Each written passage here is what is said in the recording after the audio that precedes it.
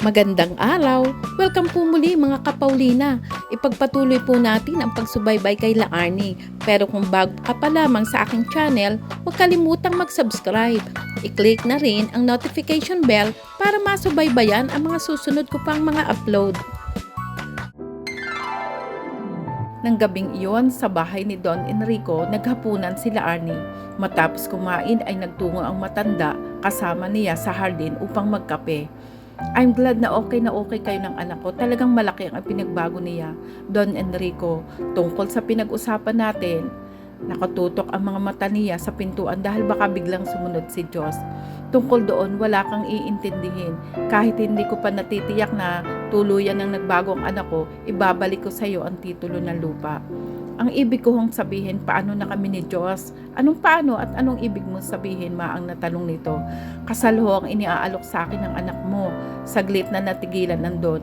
Anong sinabi mo sa kanya? Wala naman ho, nalilito lang ako. Parang ngayon ko lang nakikita ang magiging komplikasyon ng lahat. Ang usapan natin ay paiibigin ko lang ang anak ninyo, pipiliting magbago. Ako man ho ay napaibig sa kanya. Gusto ko sana idugtong pa ang gusto niyang sabihin. Nawala ang pagkakangiti ng Don, mukhang namumroblema bigla. May itatanong ako sa iyo, Iha. Gusto kong sagutin mo ako ng tapat, pagkuway saad nito sa seryosong tinig. Ano ho iyon? Mahal mo ba ang anak ko? Pagkakataon na niyang sabihin ang niloloob. Papa, buhat sa loob ng bahay ay lumabas si Diyos. O iho, bakit mo kang Biyernes Santo ka? Napansin agad na nakakunot ang noo ng anak at matalim ang mga mata nito na nakatitig kay La Arnie.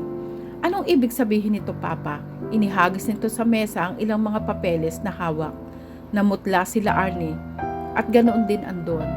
Alam nila kung ano ang mga papeles na iyon. Iyon ang pinirmahan nilang kasunduan. Saan mo nakuha ito? Bakit pinakialaman mo ang gamit ko? Magkahalong galit at pagkalito ang bumahid sa mukha ng Don. I'm sorry, Papa. Naiwan mo nakabukas ang attached case mo sa ibabaw ng mesa ng library at nagka-interes akong basahin yan dahil napansin ko ang pangalan ni La Arnie Morales sa bandang ibaba, pauyam na tanging iniukol nito sa dalaga. Mabuti na lang at naligaw ako sa library sa paghanap ng birth certificate ko. Bala ko pa sanang piliting pakasal sa akin ang babaeng iyan pagdating sa Maynila. Klasan ko tuloy ang sabwatan yung dalawa.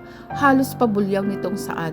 Noon lang nakadama ng ganoong katinding takot si La Arnie sa buong buhay niya. Matalim ang salita at pang-uuyam ng tinig na iniukol sa kanya ng lalaking pumukaw sa kakaibang damdamin sa kanyang dibdib. Lalong naumid ang kanyang dila sa isiping tuluyan na sila nitong magkakahiwalay ng landas. May paliliwanag ko sa iyo yan, anak, tinangka ng matandang awatin si Diyos na tila bulkang sasabog. There's no need for that, Papa. Mabilis nitong sagot pagkuway muli siyang hinarap. Ang laki kong tanga, La Arnie. Hindi ko nahalatang planado ang pagkakakilala natin. Hindi ko nahalatang inaakit mo ako sa iyong makamandag na kagandahan. Akala ko pa naman ako ang pinakamaswerteng lalaki na nakahuli ng mailap mong puso. Kung mapapaso lang na tila apoy na nasa mga mata ni Diyos, malamang na napaso na sila Arnie. Diyos, magpapaliwanag ako, aniya. Uungat pumayag ako sa... Shut up! Sorry, Miss La Arnie Morales. Hindi naman ako ganun kabaliw para ipagpilitan sa iyo ang sarili ko. Maraming babae. La Arnie, mga babaeng talagang ako lang ang gusto at hindi dahil sa ano pa mang kasunduan. Pagkasabi niyon ay lumisan ng lalaki. Sumakay ito sa kanyang kotse at mabilis na pinatakbo iyon. Halos banggain niya ang gate na bakal. Naiwang nakayuko sila Arnie at tahimik na lumuluha. Nakatitig sa kanya si Don Enrico, wari pinag-aaralan kung ano ang dapat nilang gawin. I'm sorry, Iha. Nabigla lang siguro si Diyos. Kung talagang mahal ka, matatanggap niya ang anumang paliwanag kung bakit ginawa mo ang pakikipagkasundo sa akin. Ayoko na hong umasa. Ang kasunduan natin, Iha, ibabalik ko sa iyo ang lupa ninyo. Hindi ho. Hayaan niyong nakasanla sa inyo ang lupa. Mag-iipon na lang ho ako ng pantubos. Bigyan na lamang ninyo ako ng 2 taon para mapag-ipunan iyon. Tumayo siya at pinahid ang luha sa pisngi. Natupad ang kasunduan natin, Iha. Napaibig mo ang anak ko. Dapat lamang na makuha mo ang kabayaran. Lumingon siya sa matanda bago humakbang. Wala akong natupad, Don Enrico, dahil ang totoo, hindi ko naman siya pinaibig. Kusang umibig sa akin ang anak ninyo sa unang pagkakataon na nagtama ang mga mata namin. Napahikbi siya at iniibig ko rin siya noon pa mang makita ko ang malaking larawan niya sa ibaba ng hagdanan ninyo. Aalis na ho ako, pakisabi na lang ho sa inyo. Pakisabi po kay Diyos na I'm sorry. Ang sakit ng kalooban na naidulot ko sa kanya. Humakbang na siyang papalayo sa lugar na iyon. Ang lugar na unang niyang naramdaman ang kakaibang pintig ng puso niya noong una na magtama ang mga mata nila ni Diyos habang tinititigan niya ang mga larawang iyon. Kaya mabilis niyang tinanggap ang alok na Don na mapaibig si Diyos dahil ang totoo ay mas gusto niyang pagbigyan ang kanyang sarili. Mabigat ang hakbang na nilisan niya ang lugar na iyon. Kasunod ang nalulumbay na tingin ng matanda. Nilandas niya ang may kadilimang kalsada pauwi sa kanila. Hindi niya alintana ang madilim na paligid. May didilim pa ba sa sakit ang kaloobang nadarama niya? Bumalik na siya ng Maynila at nang malungkot at may nabuong pa siya sa kanyang isipan. Talaga? Hindi makapaniwalang bulalas ni Bea. Tatanggapin mo ang offer? Oo, sabi, inis na tugon nila Arnie. Well and good. Mabuti at hindi ka nagpakatanga. Abay, ngayon ko lang nakakita na tumanggi sa malaking halaga ng magandang exposure. Tinaasan ng kilay ni Bea ang dalagang nakaupo sa mahabang sopa. Pwede ba, Bea? Pumayag na nga ako, kaya wag mo na akong sermonan. O baka naman gusto mo magbago na naman ang isip ko, bulyaw nito. Nako ha, wag naman iha, nagbibiro lang ako. Maarting lumapit sa kanya at umupo sa tabi niya. Inarapan lang niya si Ala Arnie. O sige, paaayos ko na ang kontrata. Tangulang ang itinugon nila Arnie. Sakbaby pa rin ng kanyang puso at isip ang pag-alala kay Diyos. Nagsimulang gumiling ang kamera. Sa tabi ng dagat ang setting ng isang magandang beach sa Boracay. Sakay ng malaking kabayo.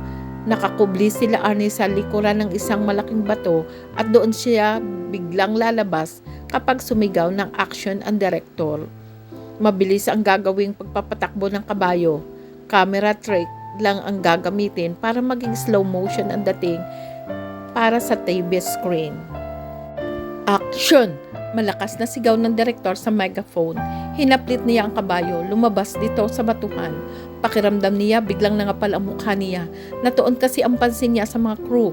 Bigla siyang na-conscious sa suot na bikini. Dati na siyang nagsuswimsuit, ngunit one piece iyon at medyo desente.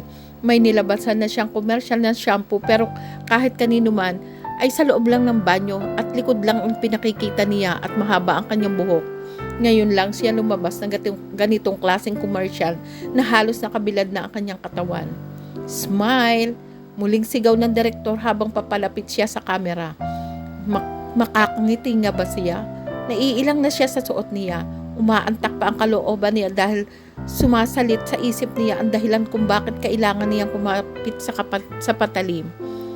Patutunayan niya kay Diyos na sa pamamagitan ng sariling pagsisikap ay matutubos niya ang nakasanla nilang lupa. Bigla niyang hinaplit ang ng malakas ang kabayo. Nagulat ito. Tumaas ang dalawang paa sa unahan at nag-alma. Nagkagulo ang mga nasa shooting sa paghabol ng umaalmang kabayo. Ngunit huli na, sa hospital ang bagsak nila Arnie. Nilinsaran siya ng buto sa kanang binti. Bukod sa mangilan-ngilang galos na tinamo, hindi ganoon seryoso ang natamo niyang pinsala dahil buhanginan ang binagsakan niya. Ano nga ba naman, Ala Arnie, kung ano-anong pinapasok mo? Tanong ni Charmaine. Dinalaw siya nito sa Makati Med na pinagdalhan sa kanya. Aksidente ang nangyari, Charmaine. Umalma ang kabayo. Tila tinatamad na saad niya. Ibinaling niya ang paningin sa labas ng bintana. Kasalukuyan siyang nakaupo sa kama. Ang sabi sa akin ni Bea ay tila wala ka raw sa sarili habang tumatakbo ang kabayo. Bigla mo raw hinaplit ng malakas ang kabayo kaya nagulat at umalma. Buntong hininga ang tinugon niya. Alam naman niyang kita ng lahat ang ginawa niyang iyon. Sabi ni Bea ay magpagaling ka daw. Kailangan daw tapusin ang shooting sa loob ng ilang araw. Gaga pala siya eh. Makakabangon ba ako agad sa kama sa kalagayan kong ito? Sabihin mo sa baklang iyon ay ayoko kamo na gawin ang commercial na iyon, galit na saan niya. Naku, hindi pwede. Bet subcontract ang gagawin mo. Isa pa'y hayaan mo na lang silang maghintay kung kailan ka pwede. Hindi na lang siya umimik.